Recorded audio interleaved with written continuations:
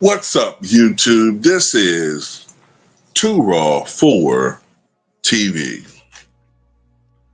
All right, so we are now about, I guess, a quarter of the way through the NBA season. And we're starting to see some things shape up. We see some surprise teams. The Detroit Pistons doing a little bit better than we thought. The Thunder, as great as they were last year, even more dominant this year. Cleveland has taken a huge step backwards. The Lakers are doing a bit better than expected, although they have been beating some cupcakes recently. Let's focus on Shai Gilgeous-Alexander for a second, all right? So Shai, right now, is averaging about 32.9 points per game. So he is in contention for the scoring title, though I'm not sure if anybody's going to really catch Luka. It looks like LeBron has accepted the third option role. Luka is the star of the Lakers. He's not really augmenting his game for anybody. So it might be a tough task for Shai to win the scoring title this year. But that's not the most important thing. The most important thing is win a championship. But last year he did win a scoring title en route to winning the NBA championship. And this is what I want to talk about, is historically, there have only been 4 players in the history of the NBA to average 30 points per game in a season and to go on to win a championship that year. Now, of course, there have been a couple other players that won scoring titles and won the championship in the same year, but they didn't average 30. George Mikan in 1948-49 averaged 28.3 points per game for the Minneapolis Lakers. And in 49-50, after the NBA merger, although the NBA considered the years before that the NBA history too, George Mikan with the Minneapolis Lakers averaged 27.4 points per game, winning his second scoring title and his second consecutive championship. In 50-51, the Rochester Royals won a championship, breaking the streak for the Lakers, although Mikan led the league in scoring again at, I think, 28.4.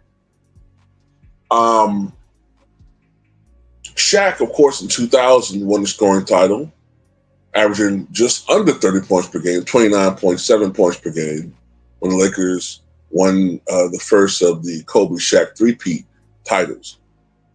But only 4 men have managed to average over 30 points in a season and win a championship that same season. The first guy to do it was a fellow by the name of Lou Alcindor, who you know better as Kareem Abdul-Jabbar, who won the scoring title in 1970-71, averaging 31.7 points per game for the Milwaukee Bucks. They won 66 games, which is still the franchise record.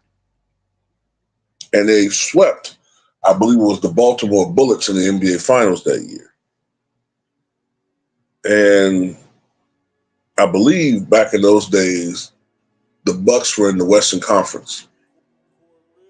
In 1975, Rick Barry averaged 30.6 points per game for the Golden State Warriors. They went 48-34 that year, and they surprisingly swept the Washington Bullets in the NBA Finals that year. The Bullets went to 4 NBA Finals, if I'm not mistaken, that decade, 71, 75, 78, and 79. By the way, one year, I think it might have been 71, 72, I think it was that year, they were known as the Capitol Bullets. So they went from being the Baltimore Bullets to the Capitol Bullets to the Washington Bullets to the Washington Wizards. Anyway, the third guy to do it is Michael Jordan. He did it 4 different times, 91, 92, 93, and 96. So he's the only guy to do it multiple times. And then added to the list just this past year, Shai Gilgeous-Alexander winning the scoring title, averaging 32.7 points per game. The Thunder won 68-14. And of course, they beat the Pacers in 7 to win their first championship in OKC and their second franchise championship. Of course, the Thunder used to be the Seattle Supersonics. Just to get a little bit more specifics with Jordan, in 91, he averaged 31.5 points per game. The Bulls won 61-21, and they defeated the Lakers in 5. In 92, Jordan barely averaged 30 points per game that year, 30.1. But the Bulls won 67 games that year, 67-15. They beat Portland in 6. In 93, with a weaker bench, Jordan averaged more points, 32.6 points per game. The Bulls won 57-25, and they beat the Phoenix Suns in 6. Now, to make this list even more narrow, there's only been 2 players in the history of the NBA to lead the league in both scoring and steals in the same season and win a championship. One was Rick Barry, 1975. Rick Barry averaged 30.6 points and led the league in steals at 2.9 per game, and he won a championship, as I said. And the only other year someone did that was Michael Jordan, 1993. 32.6 points per game, led the league in steals that year, 2.8 thefts per night. So if Shai can somehow overtake both Luka Doncic and Tyrese Maxey in the scoring lead, if he can win a scoring title,